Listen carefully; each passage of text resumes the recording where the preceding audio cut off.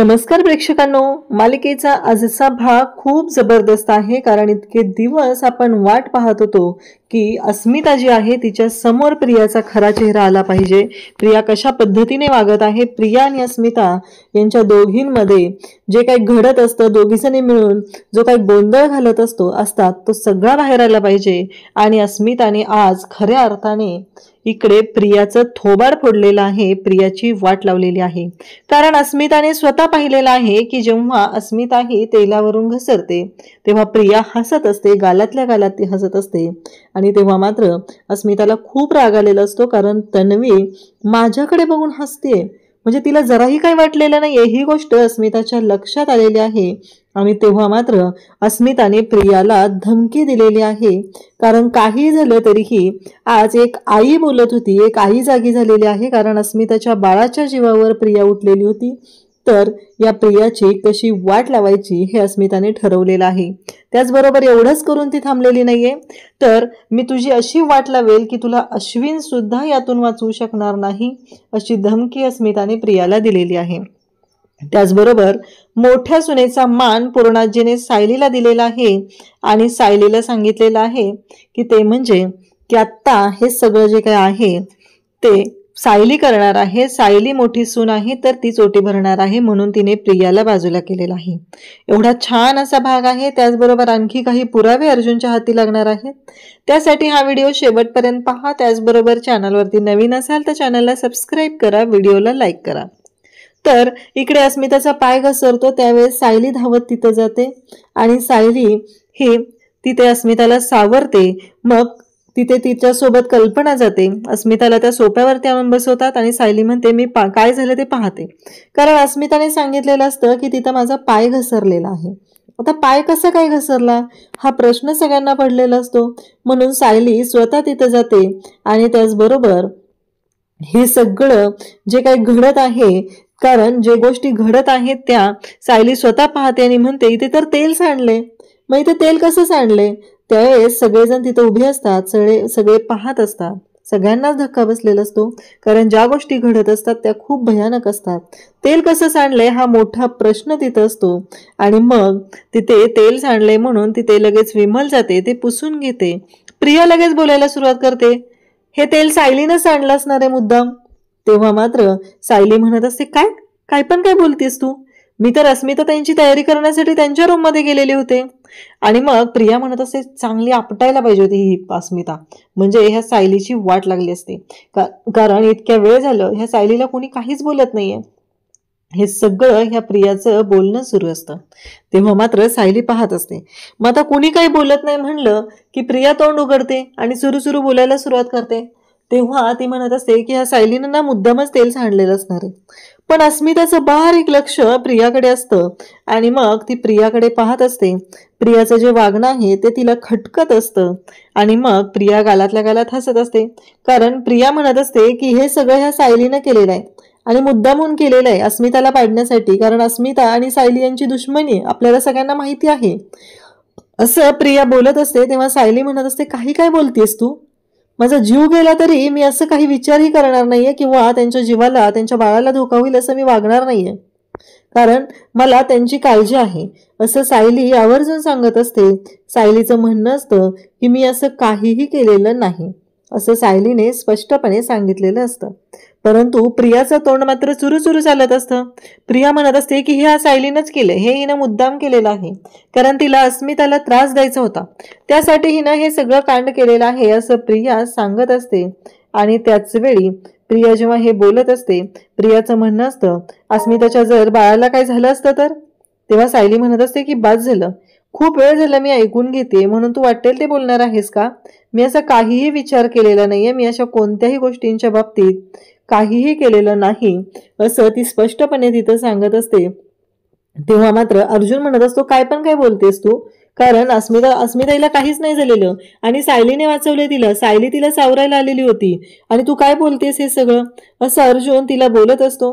तेव्हा मात्र पूर्णाजी सगळेजण तिथं असतात आणि ती म्हणत असते हो अस्मिताला काही झालेलं नाहीये, हे सगळं मला माहिती आहे, परंतु जर अस्मिताला काही झालं असतं तर, तिचं बाळ गेलं असतं तर, हे सगळं प्रिया बोलत असते तेव्हा मात्र घरातल्या प्रत्येकाला राग येतो. प्रताप तिथे येतो आणि म्हणतो की हे काय चाललंय तुझं, मगापासून आम्ही ऐकून घेतोय म्हणून तू वाटेल ते बोलणार आहेस, तुझ्या तोंडाला काही आळावळा आहे का नाही?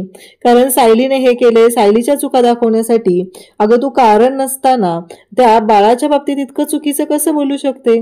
हे सगळं प्रताप तिथं बोलत असतो आणि तेव्हा अर्जुनही तिथे येतो आणि अर्जुन म्हणत असतो की शक्यच नाहीये, माझ्या बायकोच्या डोक्यात असले विचार येणं शक्यच नाहीये, माझी बायको असा विचार करूच शकत नाही, कारण तिच्या मनात असे विचार कपटी कधीच नसतात. इकडे अस्मिताच्या डोक्यात मात्र सुरू झालेलं असतं की ही तन्वी किती खालच्या थराला गेलेली आहे. त्याच वेळी सुमन काकीही म्हणते काय पण काय बोलतेस ग तू, अगं सायली असा विचार कधीच करू शकत नाही. हे सगळं बोलणं चालू असतं. सगळेजण प्रियाला दोष देत असतात, सगळेजण बोलत असतात की नाही हे सगळं प्रियाने केलेलं आहे आणि त्याचबरोबर प्रिया जी आहे ती चुकीची आहे हे सगळेजण बोलत आहेत. पण एकटी कल्पना आहे ती मात्र उठते आणि बोलायला सुरुवात करते की नाही, कसं आहे मला माहिती आहे ही वेंदळी मुलगी आहे, सगळी जबाबदारी मी हिच्यावर दिली ना तेच चुकलं.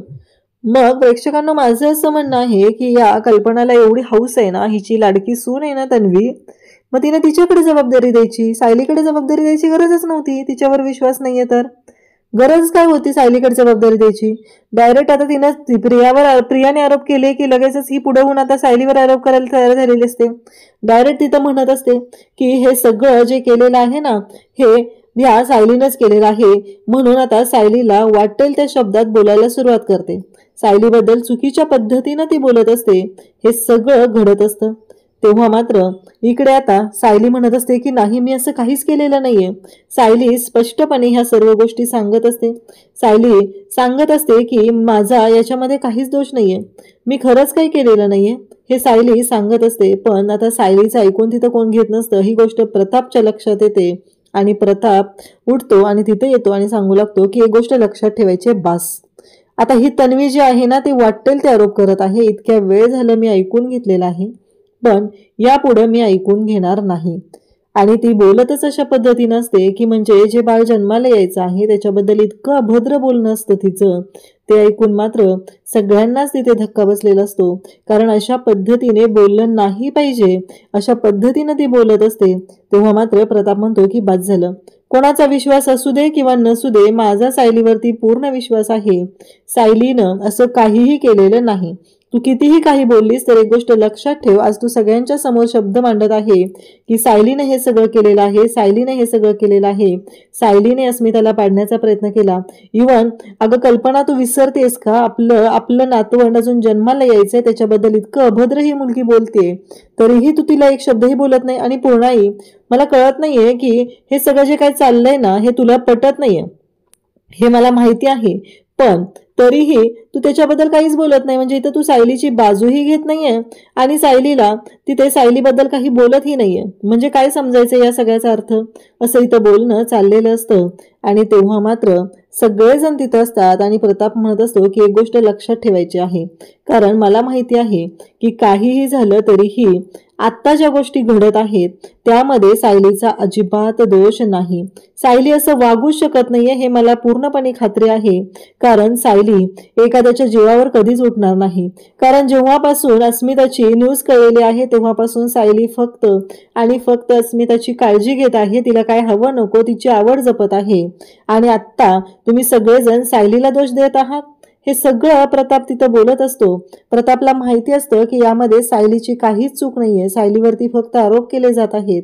म्हणून तर प्रतापने स्पष्टपणे सगळ्यांच्या समोर सांगितलेलं असतं आणि सांगितलेलं असतं की हे शक्यच नाहीये, सायली असं वागणं शक्यच नाही, या शब्दात प्रतापने बोलून दाखवलेलं असतं.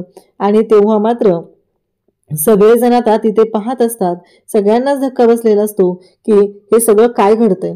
परंतु अस्मिताला मात्र खूप राग आलेला असतो आणि मग प्रताप जो आहे तो सायलीच्या जवळ येतो आणि तिथे सायलीला सांगू लागतो की एक गोष्ट लक्षात ठेव, कसं आहे माहितीये का की तुझा हा बाप तुझ्या पाठीशी खंबीरपणे उभा आहे, तू असं चुकीचं वागू शकणार नाहीये याची खात्री मला आहे. सायलीला पण खूप बरं वाटतं.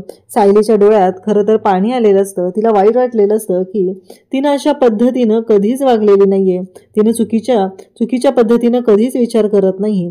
आणि आज तिच्यावरती जे आरोप केले होते म्हणजे बाळाच्या बाबतीत जे आरोप केले होते त्यामुळे सायली दुखावली गेलेली होती. जेव्हा सायली हे सगळं तिथं प्रताप बोलतो तेव्हा मात्र सायलीला खूप छान वाटतं आणि सायली बाबा अशी हाक मारते आणि मग प्रताप तिला मिठीत घेतो. कारण एक बाप लेकीचं नातं जे आहे, प्रताप खंबीरपणे आपल्या लेकीच्या पाठीशी तिथं उभा राहिलेला आहे हे आपल्याला पाहायला मिळतं. परंतु अस्मिताच्या मनात एक खदखद सुरू असते. अस्मिताला त्या गोष्टीचा त्रास होत असतो, नक्की हे सगळं तन्वीनं का केलेलं आहे. कारण तन्वी असं वागू शकते याबद्दल अस्मिताला 100% खात्री असते आणि तिनेच केलेलं आहे हेही तिला माहिती असतं. शेवटी अस्मिता म्हणते की ते ओटी भरायची आहे ना, ते करून घ्या, मला खूप कसतरी होत आहे. कारण अस्मिताला धक्का बसलेला असतो आणि अस्मिताला रागही आलेला असतो, ती जे हे सगळं घडत असतं त्याचा. मग लगेचच तिथे आता ओटी भरण्यासाठी पुढं पुढं करत प्रिया जाते आणि म्हणते की मी पहिलं ओटी भरणार आहे, ओटी भरण्याचा पहिला मान मला पाहिजे, कारण मी तिची ननंदही आहे आणि चांगली मैत्रिणी आहे. तेव्हा पूर्णाजी लगेच बोलते, ठेव तिथं बाजूला तन्वी ते, कारण अस्मिताची ओटी भरण्याचा मान हा या घरच्या मोठ्या सुनेचा आहे आणि या घरची मोठी सून अर्जुनची बायको आहे. अर्जुन, सांग तुझ्या बायकोला तन्वी अस्मिताची ओटी भरायला. असं जेव्हा पूर्णाजी बोलते तेव्हा मात्र सायलीला इतकं भारी वाटतं, कारण इतक्या दिवसानंतर पूर्णाजीच्या तोंडून हे शब्द तिने ऐकलेले असतात. इकडे प्रतापनेही ठणकावून सांगितलेलं असतं, या घरची मोठी सून म्हणून आणि तन्वी तुझी मोठी जाऊ म्हणून तिला तो मान मिळाला पाहिजे. आणि आता पूर्णाजी सुद्धा ते बोललेले आहे, कारण पूर्णाजीला सुद्धा खात्री आहे की सायली कधीच चुकीचं वागू शकत नाही. आणि त्याचबरोबर सायली जे काय आत्ता वागलेले आहे ते अगदी व्यवस्थित असं तिला माहिती होतं, तिनं कधीच चुकीचं वागलेली नाही. त्यासोबतच इकडे आपल्याला पाहायला मिळतं की जेव्हा या सर्व गोष्टी घडत असतात तेव्हा मात्र इकडे सायली आता अस्मिताची ओटी भरण्यासाठी पुढे होते. अस्मिताची सायली ओटी भरते. त्यानंतर मग आता तिथं असते ती म्हणजे प्रतिमा ओटी भरते, सुमन ओटी भरते आणि त्यानंतर प्रिया ओटी भरते. कारण प्रियाला असं वाटत होतं की हा ओटी भरण्याचा मान मला मिळाला पाहिजे, पण पूर्णाजीने एका झटक्यात पालीसारखं झटकून तिला टाकलेला आहे बाजूला आणि सांगितलेलं आहे तो मान फक्त सायलीचा आहे. आणि मग सायलीने आता ओटी भरलेली आहे, सगळे घरातले तिथं आहेत आणि मग कल्पना ओटी भरते आणि अस्मिताला जवळ घेते, कारण अस्मिता आई होणार आहे एवढी छान गोष्ट घडलेली असते. इकडे आता महिपतच्या तिथे बोलत असतात, ते म्हणजे इकडे महिपत म्हणत असतो की 30 तारखेला, आता 30 तारखेला मी हत्तीवरून साखर वाटणार आहे. अहो नागराज सेठ, तो हत्ती कुठं बुक करता येतो ना, तो तेवढा करा बरं. काय माझ्या लेकीला मी सांगितलंच ना ऑनलाईन बुक कर, पण ती काय ऐकण्याच्या मनस्थितीत नाहीये. तेवढा हत्ती बुक करायला घ्या तुम्ही, असं तो बोलत असतो. तेव्हा नागराज म्हणत असतो की हो हो करूया, आपण हत्ती बुक करूया, असं नागराज सांगत असतो. इकडे नागराज आणि त्याचबरोबर साक्षी दोघंही म्हणत असतात की एवढं उतावीळ नको हो. तेव्हा महिपत म्हणत असतो की जे 2 वर्षात करू शकलेला नाहीये तो अर्जुन सुभेदार, तो आता ह्या 25 दिवसात काय करणार आहे. तेव्हा मात्र साक्षी म्हणत असते की मला ती प्रिया बोलत होती की मला ना भीती वाटते, मला ना असं वाटतंय की केसचा निकालच लागायला पाहिजे होता. तेव्हा महिपतला खूप राग येतो. महिपत म्हणतो बस झालं तिचं, काय चाललंय तिचं हे सगळं, ती प्रिया प्रिया प्रिया कोण आहे, तीच संपली पाहिजे. नागराज म्हणतो चुकताय ना महिपत शेठ तुम्ही, ती संपली तर आपण संपेल ना. त्यानंतर इकडे पाहायला मिळतं की अर्जुन रूम मध्ये आलेला असतो.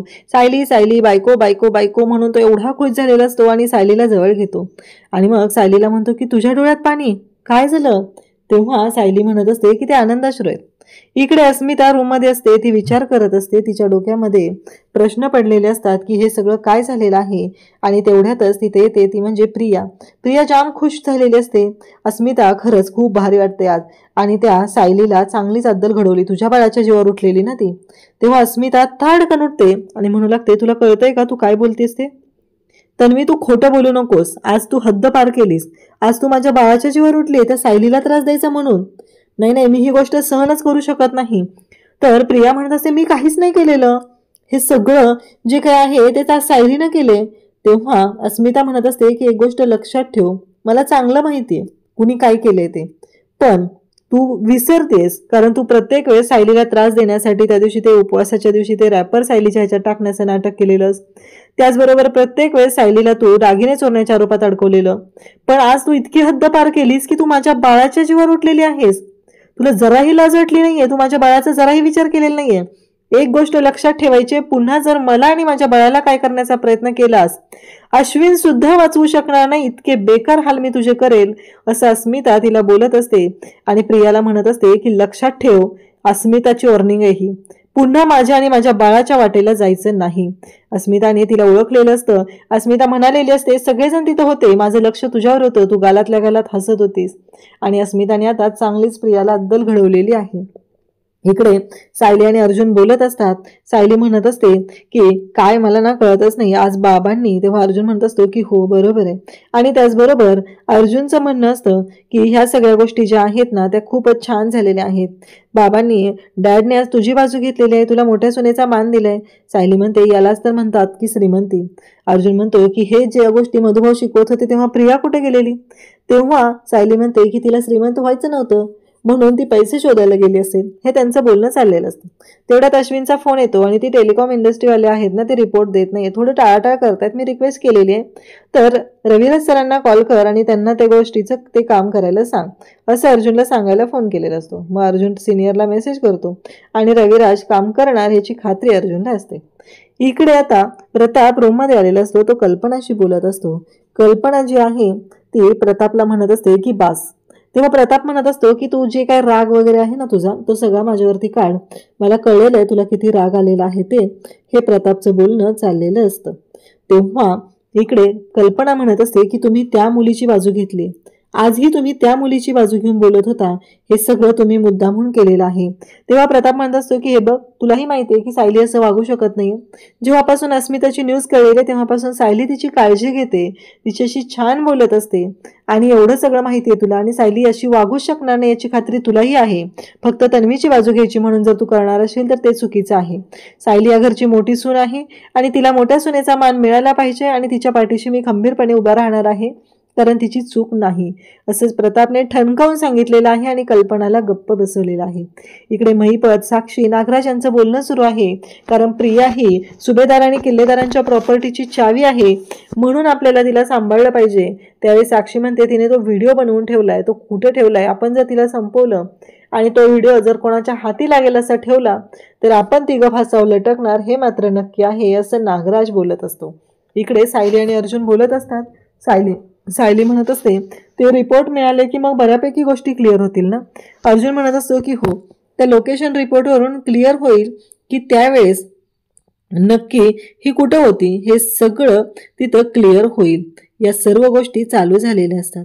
त्याचबरोबर हे सगळं जेव्हा घडत असतं तेव्हा मात्र इकडे अर्जुन सायलीला सांगत असतो अजून चैतन्य कसा पोहोचलेला नाहीये, चैतन्य यायला पाहिजे, कारण जोपर्यंत चैतन्य येत नाही तोपर्यंत गोष्टी क्लिअर होणार नाहीत. हे सगळं बोलणं चाललेलं असतं. आणि त्याचबरोबर इकडे सायली आणि अर्जुन बोलत असतात. तेवढ्यात चैतन्य तिथे धावत येतो आणि म्हणू लागतो की काय हे अर्जुन, अरे 45 मिनिटाचं डिस्टन्स मी 25 मिनिटात कव्हर करून आलेलो आहे, अजून काय केलं पाहिजे ते सांग बरं, असं बोलणं त्याचं चाललेलं असतं. आणि रिपोर्ट अर्जुनच्या हातात दिलेले असतात. जेव्हा रिपोर्ट अर्जुनच्या हातात असतात तेव्हा मात्र तिथे अर्जुन म्हणतो की झालं, म्हणजे हे लोकेशन तर मॅच झालेलं आहे, फक्त आता आपल्याला बाकीच्या गोष्टी मॅनेज केल्या पाहिजेत, त्यासाठी आपल्याला पुढे जायचं आहे. ह्या सर्व गोष्टी चालू झालेल्या असतात. आणि तेव्हा मात्र इकडे आता दोघंही उद्याच्या भागात आपल्याला पाहायला मिळतं की रिसॉर्टमध्ये गेलेले असतात. रिसॉर्टमध्ये जाऊन ते दोघंही फुटेज चेक करत असतात. आणि जेव्हा ते फुटेज पाहतात तेव्हा ते सांगतात की जानेवारी 2023चं सगळं फुटेज मला हवं आहे. आता जानेवारी 2023चं फुटेज हवं आहे सांगितल्यावर ते एक दिवसाचं फुटेज चेक करत असतात. आणि तेव्हा इकडे चैतन्य थांबवतो आणि म्हणू लागतो की हे 11 तारखेचं फुटेज आहे ना. मग हे 11 तारखेचं जे फुटेज आहे ना ते अशा पद्धतीनं घडलेलं आहे, हे चालू झालेलं असतं. आणि तेव्हा मात्र सायली धावत येते, म्हणजे 11 तारखेला साक्षी ही रिसॉर्टमध्ये आलेली होती आणि ते फुटेज तिने 13 तारखेला दाखवलेलं आहे. म्हणजे 11 तारखेचं फुटेज 13 तारखेचं फुटेज म्हणून दाखवलेलं आहे, ही गोष्ट लक्षात येते. तेव्हा मात्र इकडे पाहायला मिळतं की जेव्हा या सर्व गोष्टी घडत असतात तेव्हा सायली धावत येते आणि सांगू लागते की हो तुम्हाला माहिती आहे का, मी इथं आपण येतोय ना ते प्रियाने पाहिलेलं आहे, आपण इथं आलेलो आहे, ही गोष्ट महिपतकडे पोहोचणार आहे. आणि एकदा काही गोष्ट महिपतकडे पोहोचली तर अवघड होईल, कारण प्रिया लपून आपल्याला पाहत आहे, असे स्पष्ट शब्दात ही सगळं सायली सांगत असते. अर्जुन म्हणत असतो ह्यात साक्षीने ते जे फुटेज वापरलेलं आहे ते 13 तारखेला 11 तारखेचं फुटेज दिलेलं आहे आणि या सगळ्या गोष्टी समोर क्लिअर झालेल्या असतात. आता अर्जुन आणि सायली साक्षीची कशी वाट लावणार हे आपल्याला पाहायला मिळणार आहे. प्रियाची तर वाट लागलेलीच आहे. अशाच अपडेटसाठी चॅनलशी कनेक्ट राहा. थँक्यू.